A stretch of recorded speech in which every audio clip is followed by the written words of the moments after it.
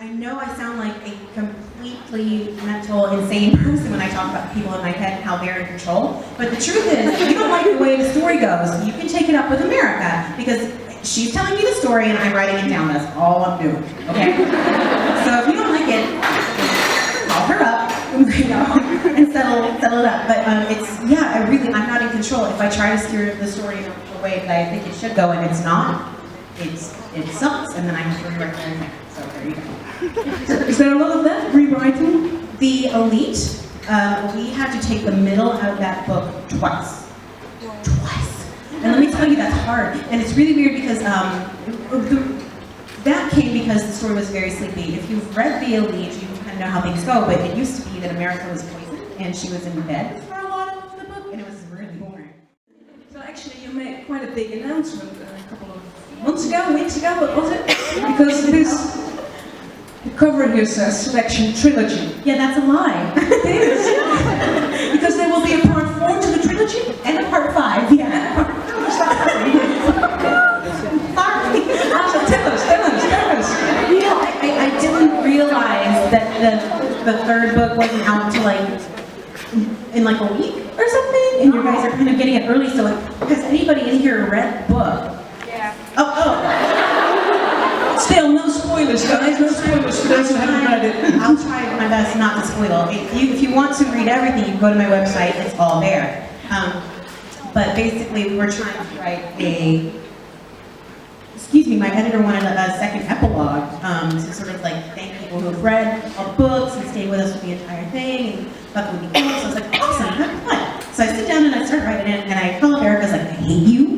This is not an epilogue. This is the whole book. And she's like, okay, fine, done. And so I just thought she was kind of joking, and then a couple months later, my agent called with a contract for a 4th book, and I was like, oh, okay, yeah, let's do it. And then, unbeknownst to me, behind the scenes, they were talking about a 5th book as well, but they knew I was like on tour and like freaking out about a bunch of stuff, so they waited, and they're like, so what do you think about a book 5? Do you think you could do that? I was like, hold on. So like I went back and looked to see if there was enough material, because I would rather give you one really good book than like 2 sort of watered down books, and you're like, why are we even here? Why is this happening? We thought there was enough material for 2, so there will be 2 more books. It is from a different perspective. Someone else will be speaking. And I'm terrified and excited in equal measure. So, if you want more details, you can read about it on my website. I'm going to try not to spoil you guys today if you don't know about it yet. Don't give up. I would say read everything, even things you think you will hate, because that helps you find your voice. It helps you figure out what you love. So just be adventurous with your reading.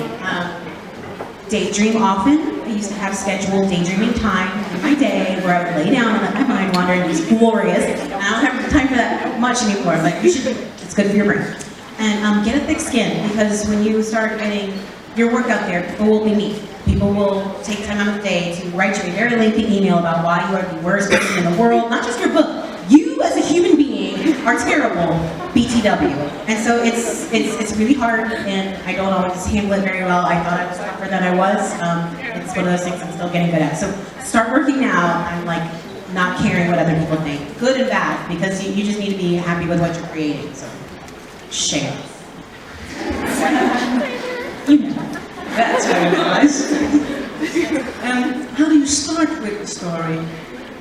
Who knows? Nobody knows. No one knows. Everybody's like, well, this is what you do. They're lying, because nobody knows. It's just like, there's like a kernel of a thing that comes out of who knows where, and you just roll with it. Like, you wake up from your dream, you ask what if, you get really, I have a piece of work that's also awkward, that is sitting in the background, will probably be never touched, but it came from me daydreaming up a girlfriend for Harry Potter before like Jenny was the thing. So like I made up this girl, and it spun off and spun off and spun off until it was like a contemporary thing with the girl with superpowers. So I was like, oh, you're fun, but I would never think of it as that. I don't remember her as that Harry Potter's girlfriend that I made up. I think of her as this chick who can do stuff, and she's kind of cool. So it's, it comes from wherever it comes from. Roll with it, and just go.